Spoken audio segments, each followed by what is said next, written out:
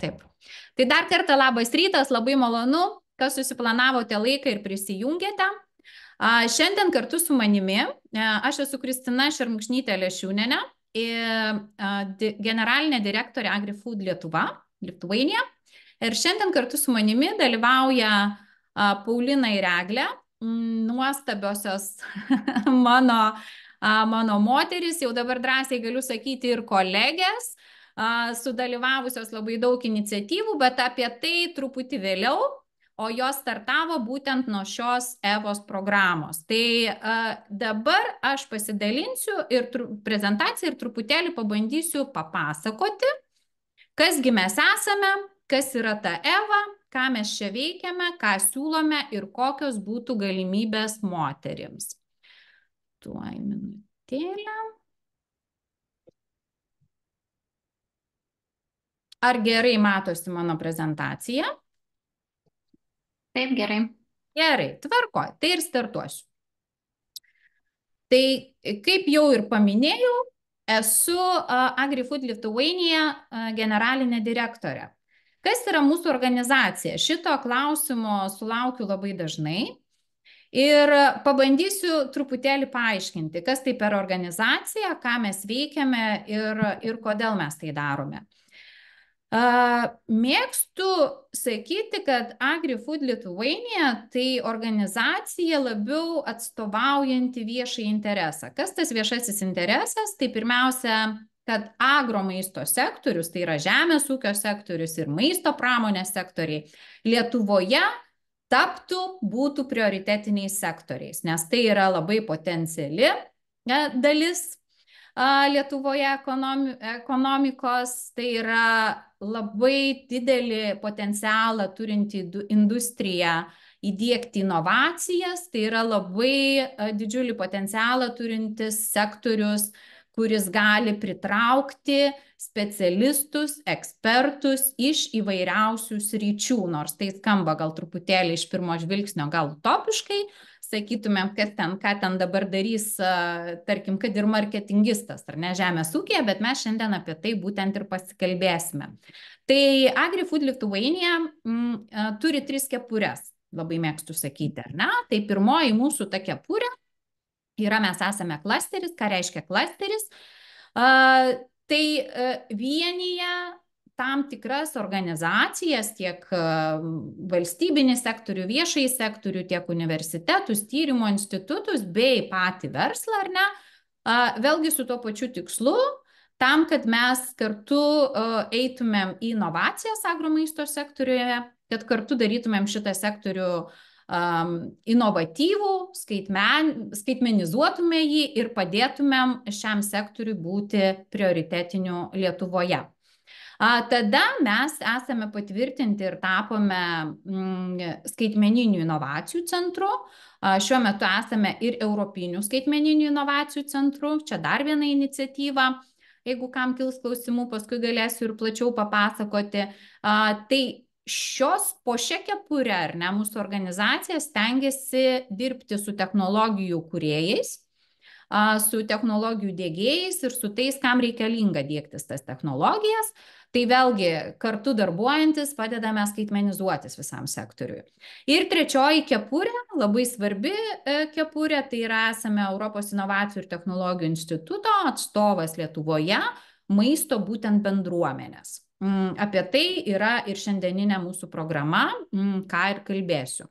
O kartu su šiomis 3 kepurėmis AgriFood Lithuania vienyje vieno ekosistemą, ar ne, kurioje, kaip ir matote, dalyvauja visi ekosistemos veikėjai, visus priimame čia, matote dalį mūsų narių, kurie oficialiai priklauso kaip po klasteriui, šiandien dienai yra 92 nariai, pas mus pati organizacija dalyvauja didelėse kitose europinėse organizacijose, tai yra Europos klasterių alianse, Europos bendradarbiavimo klasterių platformoje, Smart Agri Hubs tinkle didžiuliame esame nariai, Smart Sensors for Food, kurie dirba su technologijomis ir vienyje visą Europą ir panašus dalykai, kaip ir minėjau. Ir tuo pačiu metu esame Lietuvoje Europos skaitmeninių inovacijų centras, kur irgi ne tik, kad dirbame, padedame skaitmenizuoti, bet teikiame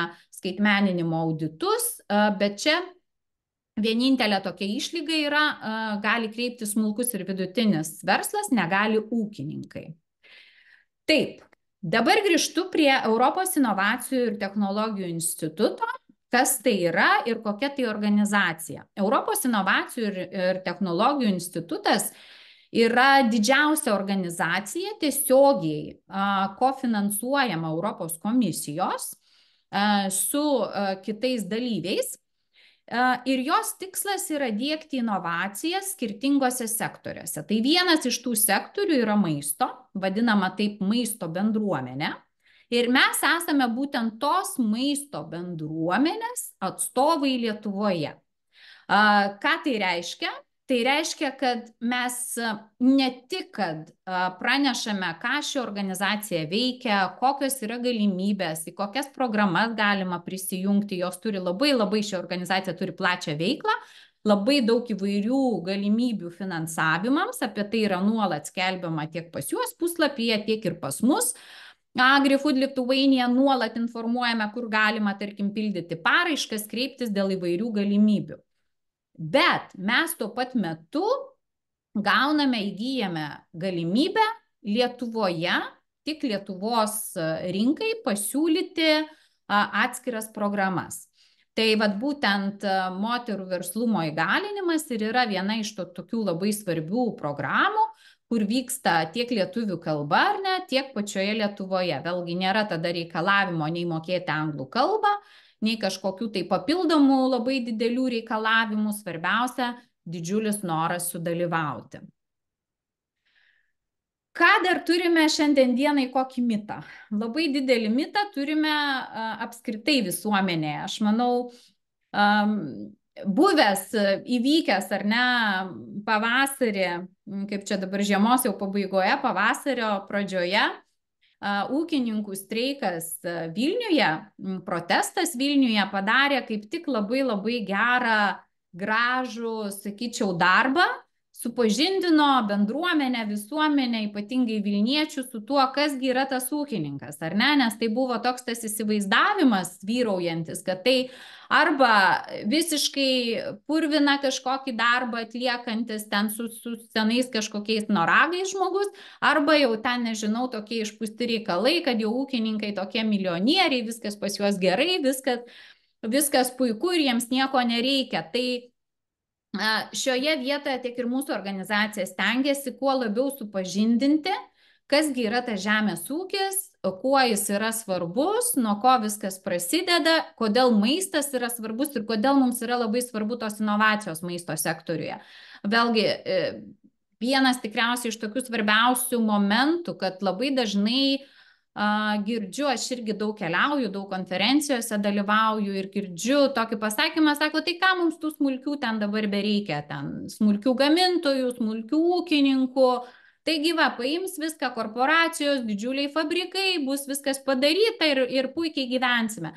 Tai reikia visada atsiminti, kad maisto kokybė, kuo didesnė korporacija, tuo didesnė tikimybė, kad ta maisto kokybė jinai nebus tokia, kad visiškai atitiktų ar ne žmogui tinkamus standartus, kad tikrai būtų tas maistas sveikas, kad jisai būtų nuo lauko iki stalo, ar ne? Tai čia dabar tai yra atsiradusi iniciatyva, Europos komisijos labai stipriai remiama būtent programa nuo lauko iki stalo ir tas skatinimas, kad kuo daugiau būtų trumpesnės maisto vertės grandinės, ar ne? Kuo labiau mes savo regionuose, savo rajonuose, savo šalyje tiektume maistą tiesiogiai vartotojui. Tai vienas tokių svarbiausių principų. O kad tai vyktų sklandžiai, tai kad tie žmonės, smulkus verslas, smulkus ūkininkai išgyventų ar ne, vėlgi yra labai skatinama įvairių programų ir bandoma apskritai kalbėtis ir kuo daugiau rodyti tų iniciatyvų, kaip galima skatinti ir padėti būtent tam smulkiam verslininkui. Kita labai svarbi, mano supratimu, tema yra tai, kad irgi neretai girdžiu. Sako, tai ką, na tai jeigu žemės ūkis, maisto pramonė, na tai kas, maisto technologas, ūkininkas, agronomas, ten, nežinau, žemės ūkio inžinierius, vat kažkas panašiai ir jau viskas. Jau kaip ir daugiau nėra ten tų profesijų žemės ūkio. Tai žemės ūkyje ir maisto pramonėje šiandien dienai, kadangi ir technologijos tobulėja ir labai stipriai eina į priekį, aš jau dabar nekalbu apie dirbtinio intelekto galimybės, praktiškai yra laukiama ir pritaikoma visos profesijos. Kokią jūs tik sugalvojat, nesvarbu, kur mokėtės, ką baigėt, jūs save galite atrasti žemės ūkyje ir maisto pramonėje. Nes pats spektras tematikų apie tai, kas yra kalbama, yra nepaprastai platus.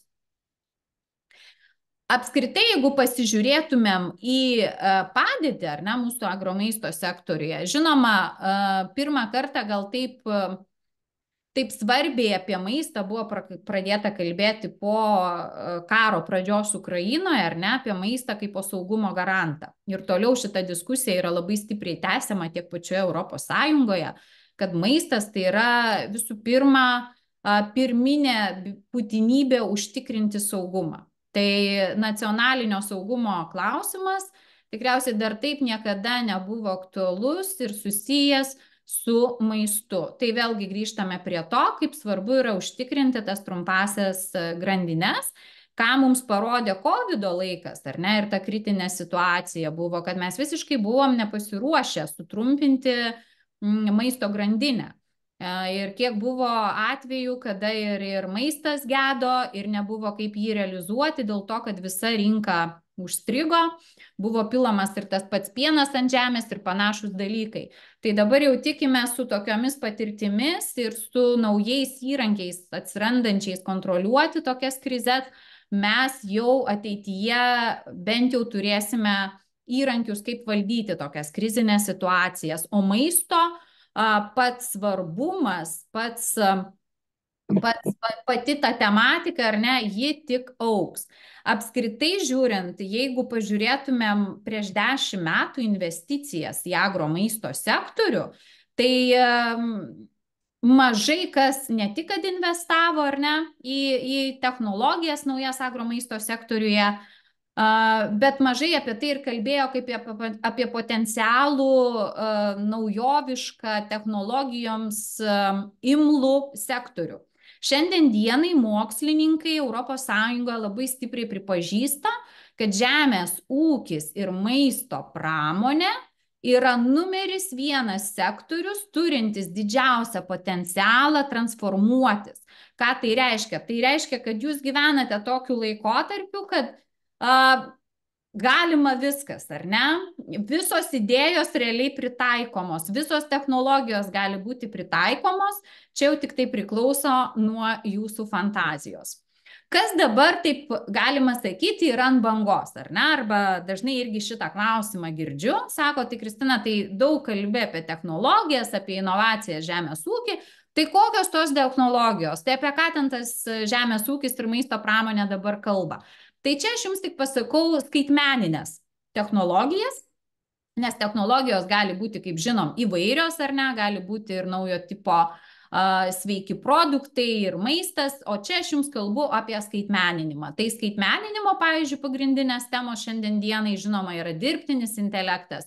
Kalbam apie tai, kad žemės ūkis ir maisto pramonė turi prikaupę begalės duomenų, arba netgi neretais atvejais duomenys jie yra, ateina, bet jų niekas nekaupia. Taigi neišnaudojam tų galimybių. O kam tų didžiųjų duomenų mums reikia? Reikia tam, kad išanalizavę praeitį ar ne, galėtumėm prognozuoti ateitį. Ir su dirbtinio intelekto pagalba galėtumėm jau pasiekti dar didesnių, efektyvesnių rezultatų. Vėlgi robotika, bepilotės sistemos. Aš pati labai puikiai pamenu, kada prieš 10 metų panašiai, nes aš jau žemės ūkio ir maisto pramonės sektoriuje esu 15 metų. Tai prieš 10 metų kažkur tai visi kalbėjo, kad toks dalykas kaip dronai, robotika čia tikrai nepritaikoma žemės ūkyje, čia tikrai dar ilgai mes, žodžiu, nieko panašaus neturėsime. Tai šiandien dienai Lietuvoje jau neretas ūkininkas naudoja ir dronus, naudoja robotus ir tai jau nebėra kažkokia tai visiškai nauja inovacija. Dabar inovacijos jau kalba apie tai, kad mes jau norim visas sistemas turimas ūkyje ar turime gamyboje turimas sistemas, norim apjungti į vieną, ar ne? Ir paskui tikriausiai irgi kils ne vienai beklausant ar ne toks klausimas, kad, na, bet čia gal didiesiems, čia jau tie didieji. Tai mes paskui vėliau pakalbėsim su Egle, mūsų smulkiaja ūkininkė, kad visai ir mažiukas gali turėti naudos iš įvairiausių technologijų skaitmeninimo dėgymo. Na ir visi kiti dalykai, ar ne, kaip po palidovinės technologijos, kurios jau naudojamos, aš nežinau, ar teko girdėti, pavyzdžiui, mūsų nacionalinė mokėjimo tarnyba NMA yra numeris 1 labiausiai skaitmenizuota iš visų tarnybų visoje Europos Sąjungoje, ko irgi galime didžiuotis. Tai vėlgi, Lietuva tikrai nėra kažkur tai ten užnugaryje ar paskutinė eilėje. Man belieka didžiuotis, kad tikrai žemės ūkio ir maisto pramonės atstovai stengiasi, dėgiasi, eina į priekį, dalyvauja, domisi. Tik kaip visada sakau, reikia ir išnaudoti maksimaliai visas galimybės. Taip, čia ir grįžtame prie to, kad tas galimybės, jeigu kaip jas išnaudoti, ar ne, kam to reikia, reikia visada finansavimo. Aš irgi tam visada pritariu. Kalbu, jeigu mes kalbame apie inovacijų dėgymą, jeigu mes kalbame apie kažkokių naujų verslų pradžią, jeigu mes kalbame apie skatinimą regionuose, mes žinom, ar ne, problema ypatingai yra regionuose, bet čia yra visoje Europos Sąjungoje, čia nėra vien tik Lietuvoje. Kur mes pažvelgtumėm, visi kalba apie tai, kad viena didžiausių problemų Europos Sąjungoje yra depopulacija. Tai yra žmonių mažėjimas kaimiškose teritorijose, regionuose ir tai matoma kaip, jeigu niekad nesikeis ar ne, ir nebus investuojama į regionus, į rajonus, į tą verslo skatinimą, tai laukia mūsų dar didesnė problematika ateityje. Ką ir stengiasi ta pati Europos komisija skatinti ir tikrai nereta valstybė narė, Europos valstybė, skiria papildomas netgi lėšas skatinti smulkiuosius verslus, smulkius ūkininkus regionuose kurti, sugrįžti į regionus, į kaimiškas vietovės ir vystyti ten verslus. Beje, merginos ir moteris, buvo oficialus padarytas tyrimas mokslininkų Europoje, kad norint atgaivinti regionus yra 2 svarbiausi faktoriai, be kurių nesuveiks atgaivinimas. Galima investuoti, galima skirti lėšas, bet nesuveiks. Tai tie 2 faktoriai yra moteris ir jaunimas. Va čia labai svarbu. Todėl aš irgi labai tikiu, kad mes su mūsų lietuvių moterų pagalba tikrai irgi gaivinsim ir Lietuvos regionus. Pati Europos inovacijų ir technologijų instituto EVA programa, moterų skatinimo verslumo programa Lietuvoje, ji prasidėjo 2021 metais, tai mes turėjom 21 metais, 22 metais, paskui pagal taisyklės mes turėjom padaryti pertrauką, bet nenorėdami jos daryti, mes praeitą vasarą organizavimą verslumo moterims stovyklą, kur irgi buvom atrinkę 10 stiprių idėjų vystytojų. Ir toliau skatinome šitą vardą rinkoje būti žinoma. Dabar tai kokia tai yra programa ir apie ką mes čia kalbame. Programoje gali dalyvauti visos, vėl pabrėšiu, netgi tik turinčios idėją. Arba jau kurios turi savo verslą. Vienintelė taisyklė, kad tas verslas negali gyvuoti ilgiau kaip, neturi būti įkurtas anksčiau nei kaip prieš 2 metus. Tai reiškia, jeigu jau 3-4 metai yra įmoniai, tai jūs nebetitinkate to reikalavimo. Bet jeigu kuriate, tarkim, jeigu tai yra tik 2 metų, iki 2 metų, ar ne, ir jūs nesate gavę daugiau kaip 30 000 eurų iš kažkur tai kitur paramos, iš europinių fondų, jūs atitinkate pilnai reikalavimus ir galite dalyvauti. Pati programa, ji vyksta 6 mėnesius. užsidarys mūsų kvietimas šiais metais gegužės 24 dieną, tai kaip ir dar yra to laiko pildymui. Ir iš karto užsidarius per 2 savaitės jau bus įvertinimas ir birželį startuosime jau su pirmu oficialiu susitikimu visų atrinktų moterų. Dabar oficialiai yra 2 prizinės vietos, bet mes jau antraisiais metais organizuodami EVA turėjom 3 prizinės vietas ir aš labai tikiuosi, kad ir šiais metais turėsim 3 prizinės vietas su mūsų rėmėjų pagalba. Turėsime dar ir 3 vietą. Tai pirmoji vieta turi galimybę laimėti 10 000 eurų, antroji vieta 5 000 eurų. Pačios programos metu, ką jūs gaunate? Svarbiausias dalykas, ką jūs gaunate ir kaip aš tai matau, tai yra mentorius. Mūsų mentoriai tai yra vieni stipriausių ekspertų Lietuvoje dirbančių tam tikrais klausimais. Tai vėlgi žiūrint priklausomai nuo to, ką jūs užpildysite savo paraiškoje, ko jums labiausiai reikia. Vėlgi, čia siūlyčiau labai atidžiai pagalvoti, ar ne, pildant paraišką. Pildysite laukelius ir bus toks klausimas, ko jūs tikitės iš programos, nes tai yra 6 mėnesiai, mes negalime logiškai išmokyti jūsų visko. Taip, bus papildomų mokymų, bus susitikimų, kur turėsite dalyvauti ir panašiai, bet jūs turit pagalvoti, jeigu jūs norit gauti mentorių, koks tas mentorius, kokia linkme jūs turėtų nukreipti. Ar jums marketinginis labai svarbus klausimas, ar jūs norite plėsti savo gamybą, ar jūs norit naują produktą pradėti gaminti, ar jūs jau norit produktą įvesti į rinką, ar jūs išvis tik tai turite idėją ir jums reikia apskritai tokio universalaus mentoriaus, kuris jums patars, kaip tą idėją nuo idėjos paversti kūnu. Kaip ji ateis jau tada iki būtent rinkos, ar ne, iki komercializavimo, kaip ją į tokią paversti. Tai šitoje vietoje siūlyčiau labai atidžiai pasižiūrėti ir tikrai pasigalvoti, kad būtų nauda. Toliau aš jau nekalbu apie tai, kad irgi susipažinsite su kitomis dalyvaujančiomis moterimis, kas labai svarbu, čia jau išgirsime iš programos dalyvių atsiliepimus, bet girdėjau, moteris ir toliau palaiko labai draugiškus santykius, viena kita skatina, atsiranda naujos iniciatyvos, kartu kuria ir panašus dalykai. Ir turėsite galimybę jungtis prie jau tarptautinės platformos, čia aišku neprivaloma, bet turėsit galimybę susipažinti su jau visos Europos, tiek ir moterimis dalyvėmis, tiek idėjos, kokios yra vystomos, taip pat galimybės naujų mokymų, galimybės naujų programų ir panašus dalykai. Kas labai gerai, kad Lietuvoje, žinoma, projekto kalba ir bus lietuvių kalba, tai išnyksta kažkokie tai, kaip čia, apribojimai, ar ne, nes kartais irgi moteris sako, aš gal ne taip gerai moku anglų kalbą, aš nelabai tada norėčiau dalyvauti ir panašus dalykai. Tai Lietuvoje geras dalykas, kad reiškia, čia nėra to apribojimo, viskas vyks lietuviškai. Dar šiek tiek grįžtu prie pačios programos, ar ne, papasakojimo. Dabar, ką turiu pabrėžti būtinai?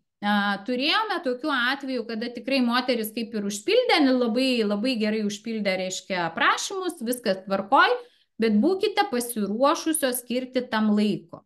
Nebus taip, kad, aš čia užpildžiau, pažiūrėsiu, gal čia 2 skaidres pristatysiu, paskui gale programos gal laimėsiu. Ne. Laimi tikrai labai daug darbo įdėjusios moteris, čia vat irgi galės su jumis pasidalinti patirtimi ir jūs turite skirti laiko, čia yra privalomas dalykas, ar ne? Jūs papildomai gausite 800 eurų stipendiją, visos, kurios bus atrinktos, reiškia, šį laikotarpį gausite 800 dar eurų stipendiją, kurie jau ten jau savo nuožiūrą ar negalite išleisti, ar ten kelionėm, nes 3 susitikimai bus privalomi gyvai, kur jūs turite atvykti. Jeigu jūs netvyksite, tai automatiškai nebegalios jums ir stipendija,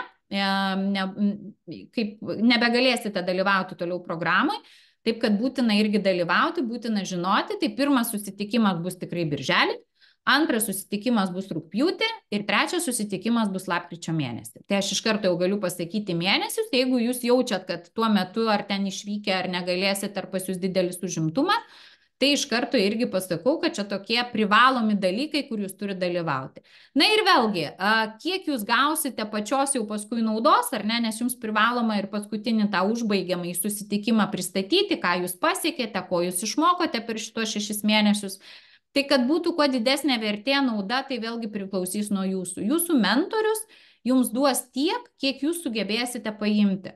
Ką tai reiškia? Aš visada pabrėžiu, mentorius už jūs nepadarys nei prezentacijos, mentorius už jūs tikrai nesugalvos kaip ten. Jis gali tik patarti. Jis gali patarti, ką atkreipti dėmesį.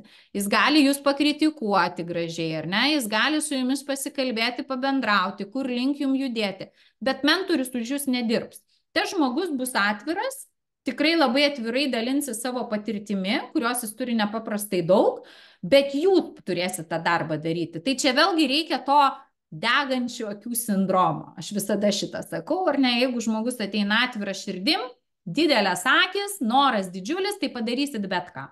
Iš tikrųjų bet ką. Kitas dalykas, manęs moteris klausia irgi dažnai, sako, bet mano tokia idėja gan paprasta, ašgi nenoriu fabrikų statyti, tai ar aš čia tinku? Tinkate. Dabar kaip tik mes labai daug su moterimis kalbamės visoje Europoje, kad moteris neretai kaimiškose vietovėse, pabrėšiu, regionuose, kurios vysto tą smulkų verslą, jos ir koncentruojasi būtent į naudą ar vertės sukūrimą tam regionui, pavyzdžiui. Žinoma, jūs galit siekti, ir tai yra sveikintina, tapti pasaulinio, tarkim, pasauliniu startuoliu, pasaulinė įmonė, pastatyti 5 fabrikus ir panašus dalykai, tai tik sveikinam. Bet aš kalbu, kad inovacija arba verslas, jis gali būti tik ir vietinis, ar ne? Ir jis sukurs labai didžiulę pridėtinę vertę. Tai bus socialinė inovacija bendruomeniai, tai bus bendruomenės pritraukimo taškas ir tai irgi labai labai yra svarbu.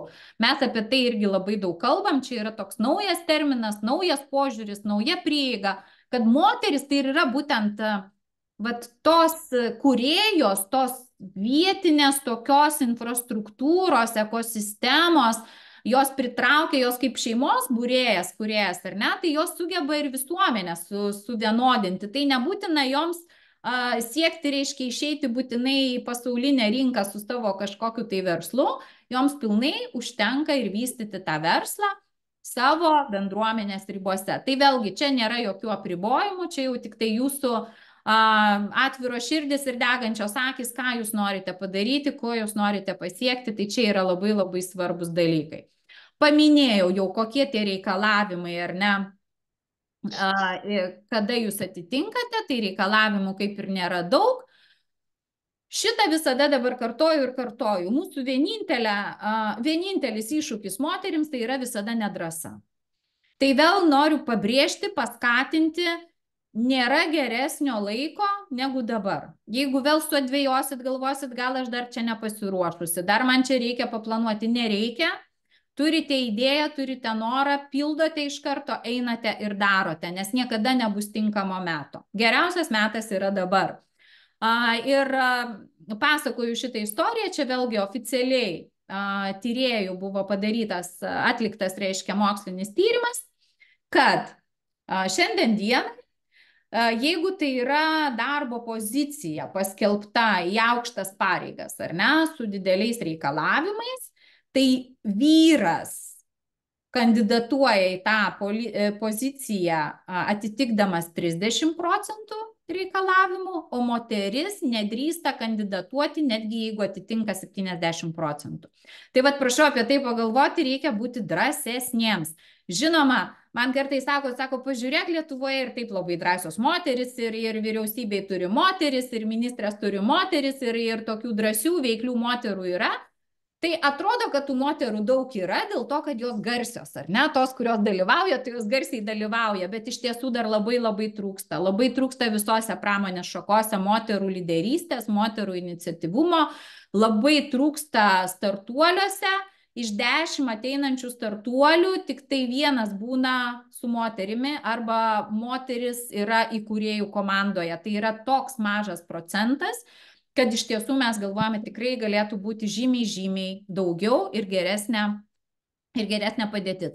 Aš jau čia nebesikartosiu, nes mūsų šiandien auditorija yra moteriška, Bet iš tiesų ne vienas tyrimas rodo, kad moteris yra ir užjaučiančios. Nesvarbu, kad jos turi daugiau emocijų ar ne, bet jos labiau suburia komandą.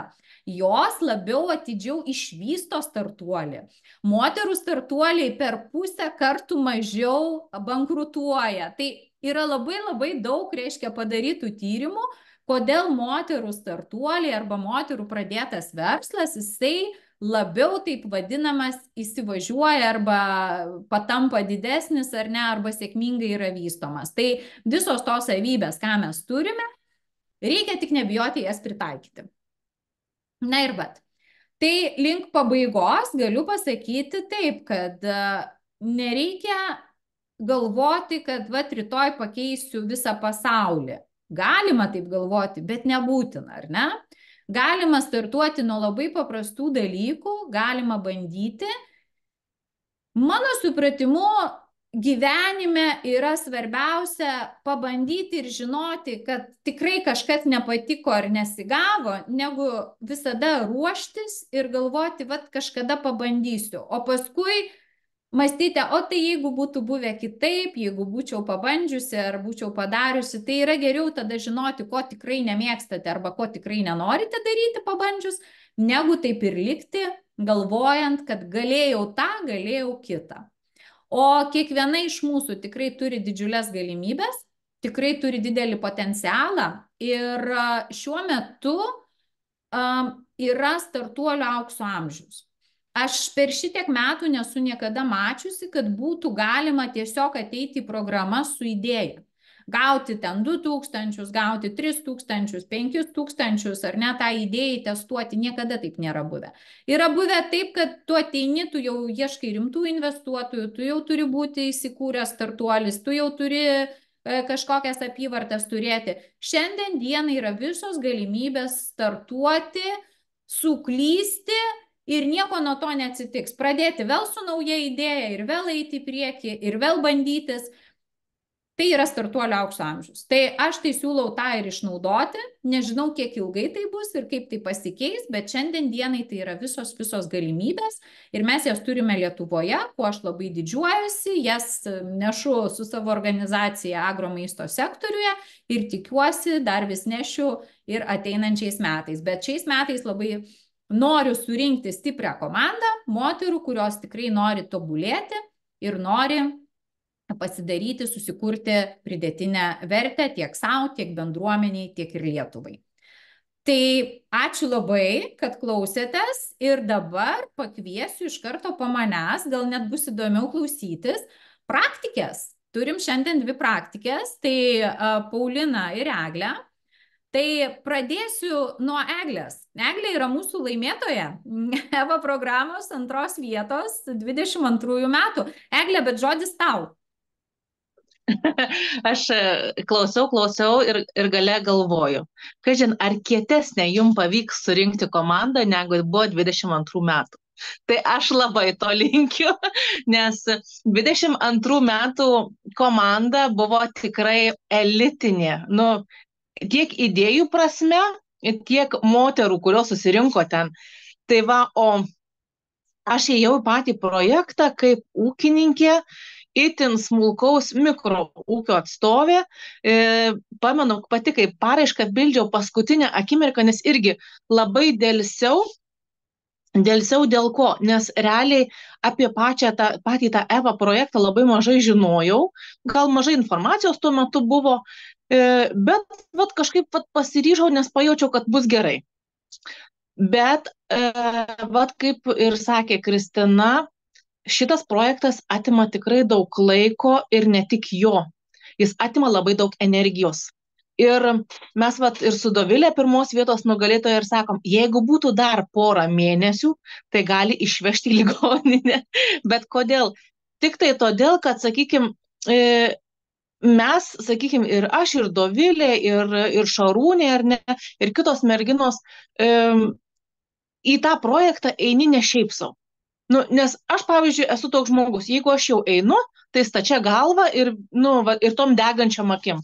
O tos degančios akys tikrai kainuoja. Ir jeigu tu turi idėją, o be idėjos eiti į šį projektą tai nėra ko, tai vat ir einant į šitą projektą reikia suvokti, kad tikrai niekas už tave nieko nepadarys, niekas už tave nepakalbės, niekas už tave skaidrių nepadarys ir tų anketų nesupildys, bet tu gauni labai labai daug įrankių ir labai labai daug pagalbos.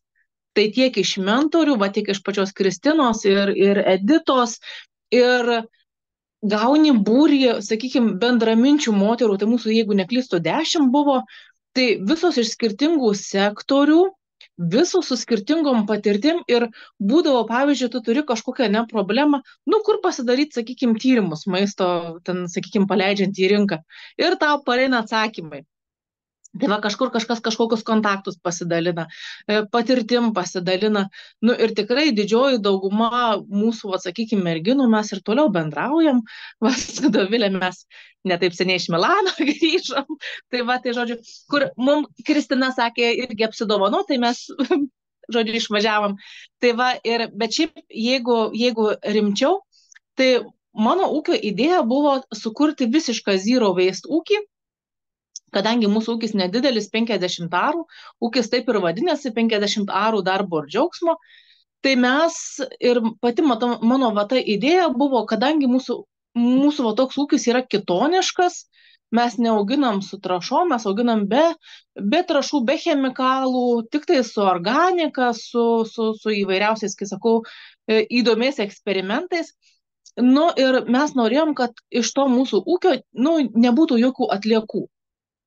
Tai mes sukūrėm per tuos metus, kad ten metus per 6 mėnesius, tai sukūrėm beveik 72 produktus. Tai nuo prieskonių, actų iki visokiausių pagardų. Tai va, ką mes dar nuveikėm, tai buvo sukurtas elektroninis puslapis, buvo gauti leidimai prekybai, cechas atsidarė, pasidarėm naujas etiketės, pasidarėm logotipus, žodžiu, vizualą visą susikūrėm. Aš turėjau labai puikią mentorę Zitą, jinai buvo iš Kėdainių konservų fabriko ir jei neklystu, jinai buvo rinkodaros atstovė, ar ne, Kristina? Tai, žodžiu... Zita ėjo kaip rinkodaros atstovė, aš atsiprašau, Eglė, įsiterpiau, bet ji ir sąmoningai ir pati Zita peržiūrėjus merginas, 10, taip, vat, kaip ir Eglė paminėjo, bus 10, visada yra 10 atrenkama merginų, bet Zita irgi save pasiūlė kaip kandidatę, būtent rinkosi Eglę, ar ne, nes Zita yra tikrai labai stipri technologė. Tai čia aš nežinau, kiek ten padėjo su naujais receptais, bet ji ir toje srityje labai stiprus žmogus. Oi, ten, kai sakau, mūsų su Zita draugystė ir dabar tęsiasi, mes ir susiskambinam ir susitinkam. Tai va, tai jinai mane konsultavo daugeliu klausimų, ne tik, sakykime, technologinių klausimų, bet daugiau ir pačios rinkos ir savikainų pasiskaičiavimų, žodžiu, nuo iki. Kadangi jinai dirbusi daugelį verslų, tai mano verslo, sakykime, pati idėja sako, Dieve, su tokiais mažučiais aš nesu dirbus. Nu, bet prisitaikė man, žodžiu, kaip jinai sako, ne tik man pačiai kaip nauda iš Zitos, bet ir Zitai buvo nauda iš manęs. Tai va, tai labai fainas dalykas.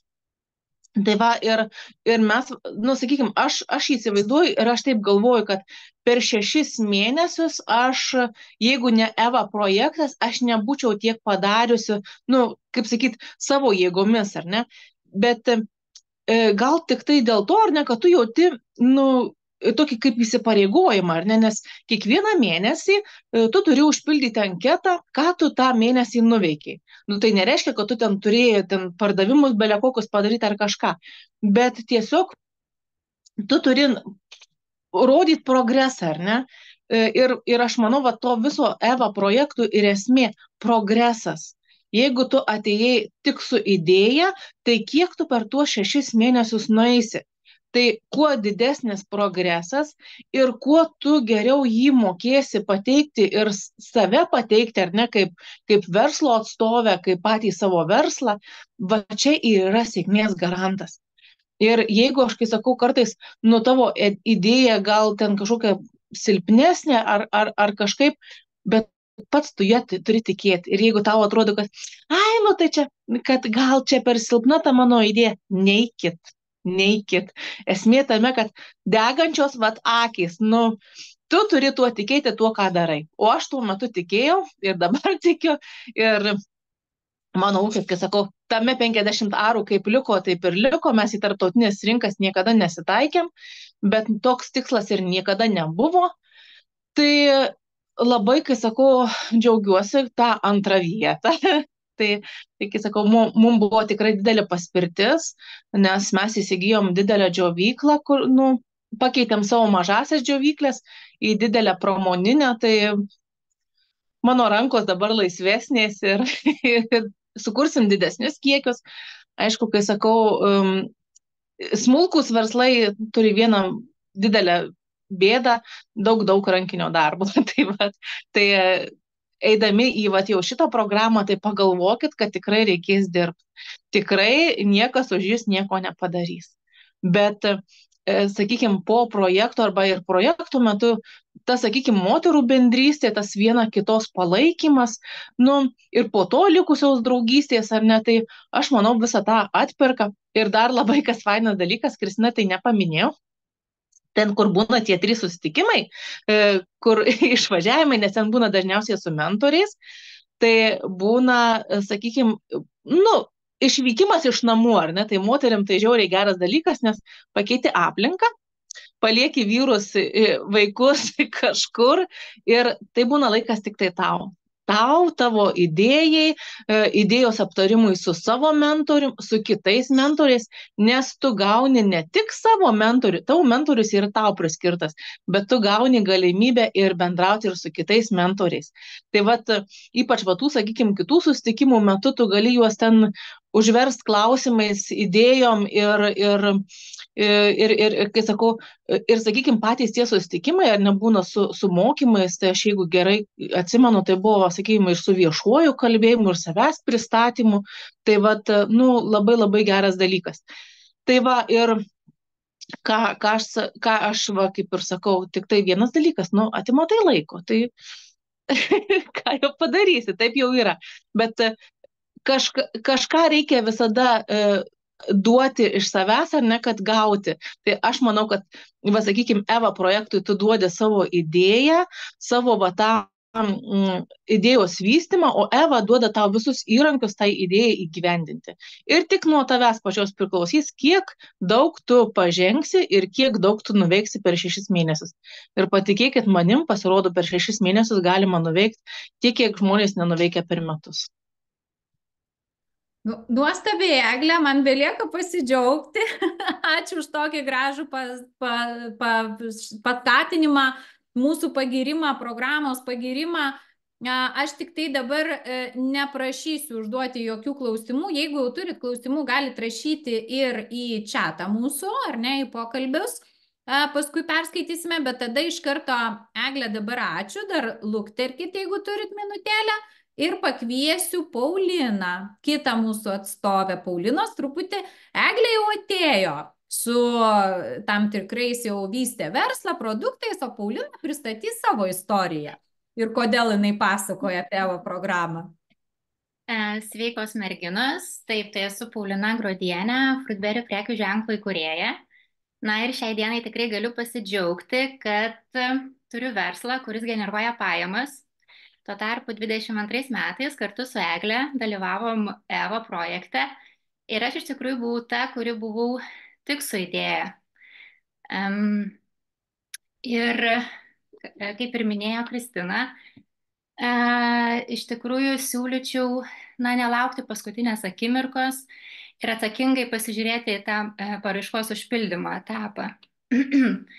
Ir žinot, kas įdomiausia, kad dabar aš jau, sakykime, praėjo keletas metų ir kartais aš atsiverčiu tą paraišką ir pasižiūriu, ką aš ten rašiau. Ir darydama dabar verslą, aš tiesiog kartais būna lyg ir jau bandau nuklysti nuo to, ką aš norėjau daryti. Ir man toks būna kaip priminimas, tai nuo ko aš viską pradėjau ir kokia ta mano idėja pirminė buvo. Tai žinokit, šitas darbas, ką jūs dabar pasidarytumėt, jums būtų toksai investicija ir į ateitį ir pačiai savo. Na ir aišku, parodytumėt projekto organizatoriams savo, sakykime, pilną idėją, ją išgryninę, pateikę. Tai šitas momentas tikrai yra svarbus. Apie pačią programą. Tai Eglė, taip aš nelaimėjau projekto nei, nei vienos vietos, bet žinot, galiu pasakyti, kad versle laimi galbūt ne sprinteriai, o maratonininkai, todėl kad 6 mėnesiai tai yra tik labai mažas etapas, nes iš tikrųjų verslą daryti ir dirbti reikės ir po to. Tai aš programą baigiau išgryninus iki galo savo idėją, bet taip jau labai iki smulkmenų. Ir aš iš esmės startavau tik programai pasibaigus. Tai aš norėčiau jūs padrasinti, na, sakyti, neišsigąsti, kaip buvo pasakyta, kad čia reikės baisiai daug dirbti ir čia dar 2 mėnesiai ir mirtis. Tai aš galbūt, gal dėl to ir nelaimėjau, kad aš šiek tiek ramiau viską žiūriu, nes pirmas dalykas, tai reikia tikėti tą idėją, prie jos dirbti kiekvieną dieną. Ir, na, aišku, čia požiūrio reikalas. Kiekvienas nesakau, kad aš dirbu sunkiai ir atsakingai ir kiekvieną dieną, bet tikrai neišsigąskit. Tiesiog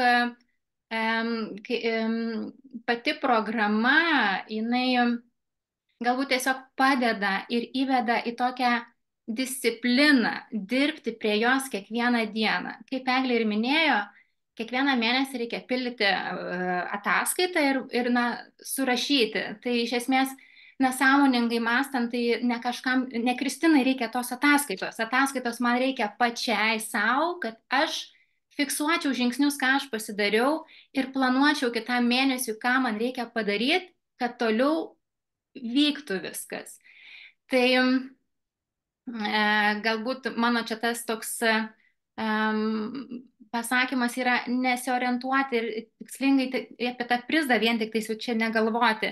Be abejo, prizas labai motyvuoja, ypač verslo pradžioje finansai visą laiką yra labai reikalingi, bet iš esmės jūsų pačių tikslas turėtų būti jūsų idėja, degančios akis ir noras ją daryti.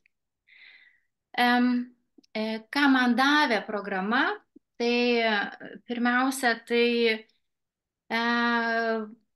kaip ir minėjo, mentorius pagalba, patarimai,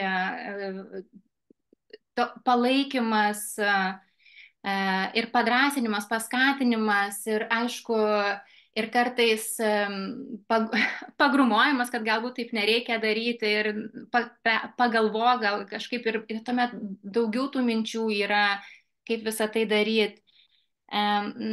Kitas, man buvo labai vertingi mokymai, ypač, na, sakykime, tikrai labai vertingi praktikoje pritaikomi mokymai, nes aš esu buvus labai daug mokymų, kur ten tiesiog būna mokymai, kad įvyko mokymai. Šičia man mokymai buvo tokie, kuriuos aš absoliučiai 100% taikau ir šiai dienai praktikoje. Na, kaip pavyzdys, mes turėjom labai stiprius anglų kalbos mokymus, apimančius ir reklamos strategijos kūrimą, į prekės ženklo identiteto kūrimą ir viskas vyko anglų kalba ir susipažinom su kitų šalių EVO dalyvėmis ir tame tarpe vyko ir pitch kalbos glūdinimas ir pavyzdžiui, na, vat, gegužės 8-9 dienom esu pakviesta dalyvauti į Londoną biotechnologijų šou, kuriame tiesiog vat anglų kalba, aš dabar kaip tik atsiverčiau savo visus užrašus ir labai daug medžiagos pritaikau, ko man iš tikrųjų nebereikia sukti galvos ir, na, per tuos 6 mėnesius aš turėjau laiko visam šitam. Tai galbūt, nežinau, būtų labai keista nepasinaudoti tokią galimybę, turėti tokius mokymus ir apskritai dalyvauti tokioj programai, kurioje, kaip Eglė ir minėjo, tikrai būna stiprios moteris, turinčios savo tikslą, tuo pačiu ir, na, sakykime,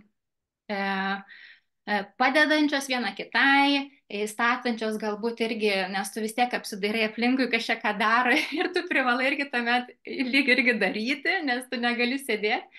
Tai tam tikra konkurencija, draugystė, pažintis, viskas, sakykime, yra sukurta taip, kad ta idėja, na, išsirutuliotų, mano atveju idėja, jūsų galbūt verslo jau, kad jisai klestėtų.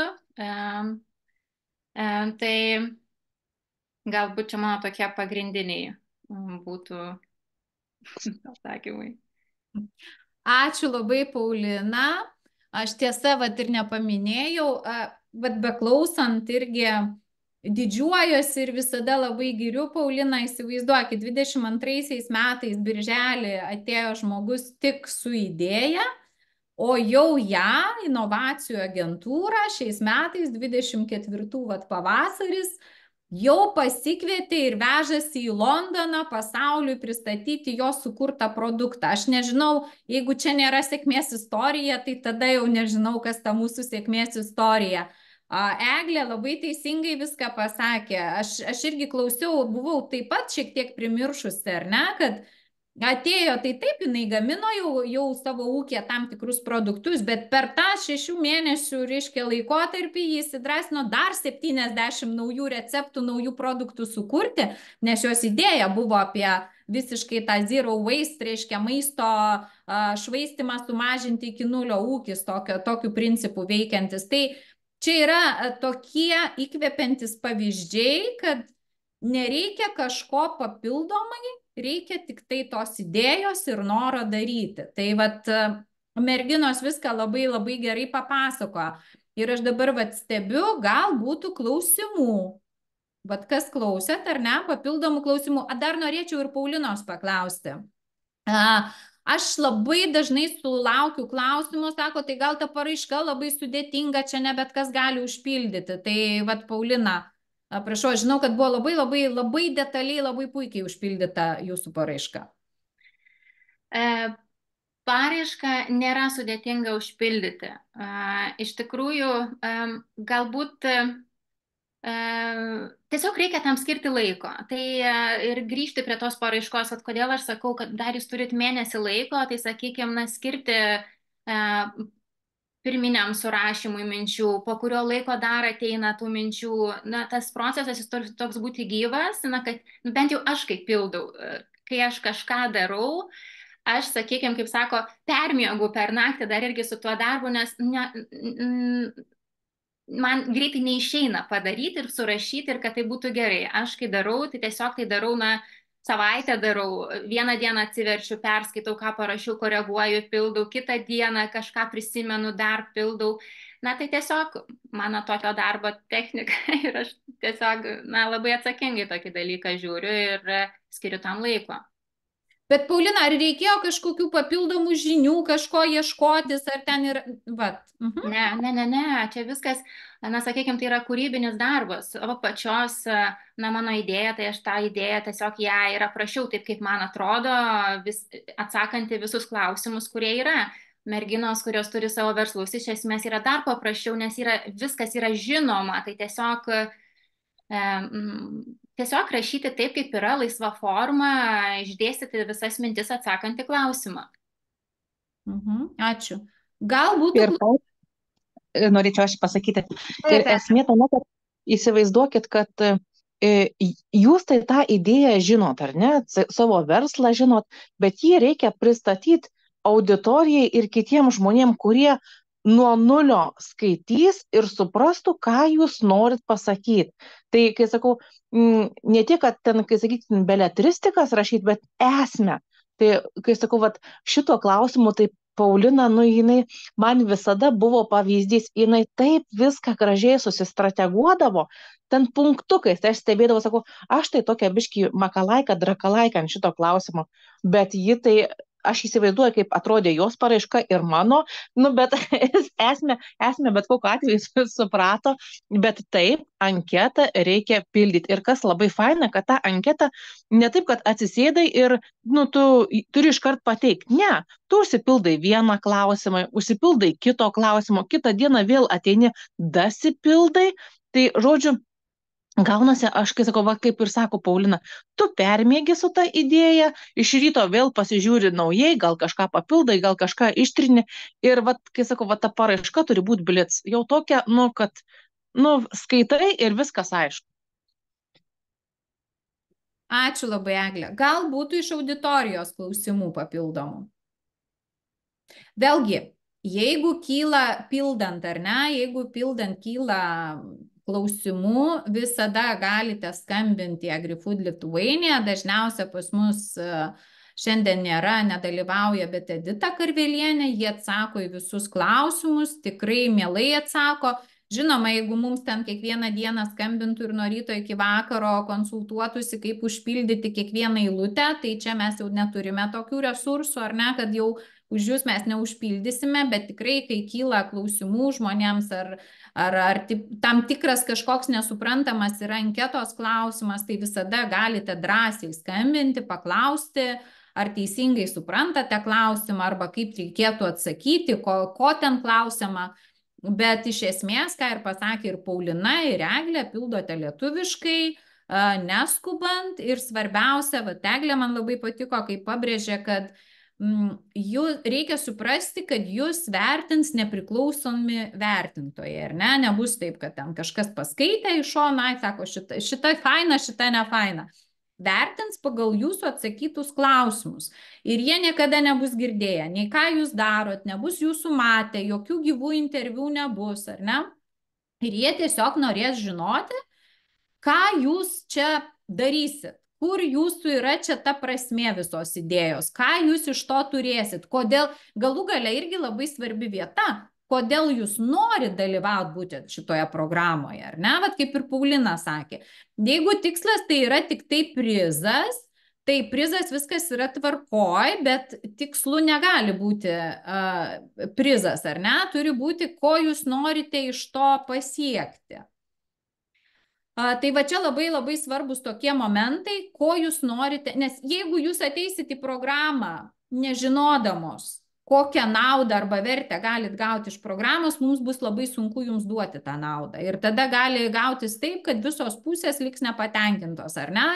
Ir bus tos galimybės tokios praleistos. Tai čia visada reikia pasigalvoti, ko jūs norit iš tos programos, kur jūsų paskui tas tikslas, ar ne? Vat kaip ir Paulina, ji per 6 mėnesius nuo savo tik idėjos ją jau vertė į, kaip jinai atrodys, kaip jinai ją įgyvendins, kaip jinai su ta idėja toliau eis. Ir bet pažiūrėkit, koks trumpas laiko tarpas. Čia vienas, sakau, dar pabrėšiu, retesnių tokių atvejų, kai aš mačiau, žmogus nesustojo. Tai nebuvo, kad 6 mėnesiai baigėsi.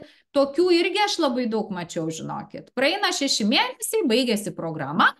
Na, žmogus pamiršo, kad kažką darė, kažkur ėjo.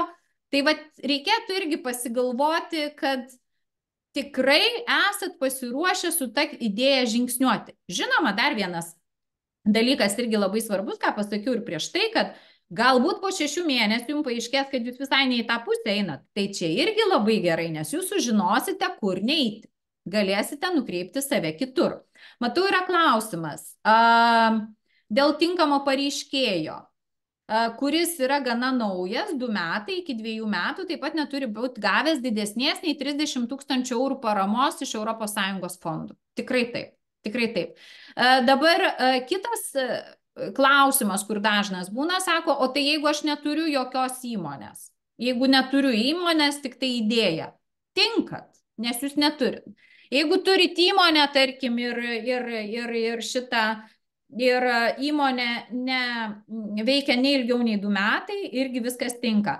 Na, pasufleruosiu tiesiog, jeigu jau turit labai gerą kažkokią tai naują idėją, o jau jūsų įmonė, nežinau, veikia 10 metų, kaip pavyzdys, bet tikrai norit kažką naujo, naujas produktas, inovatyvus, kažkokia paslauga inovatyvi ar panašus dalykai, tai eikite tada ne kaip nuo savo turimos įmonės, o tiesiog eikite, kad jūs kursite naują startuolį, kad jūs pradėsite naują visiškai veiklą, absoliučiai nesusijusią su dabartinė jūsų veikla ir aprašinėkit jau visiškai kaip nuo nulio kūriamo verslo. Tai čia irgi va toks dar vienas iš patarimų, jeigu tikrai turite kažką tai tokio ir jūs riboja va, tas apribojimas dėl 2 metų arba 30 000.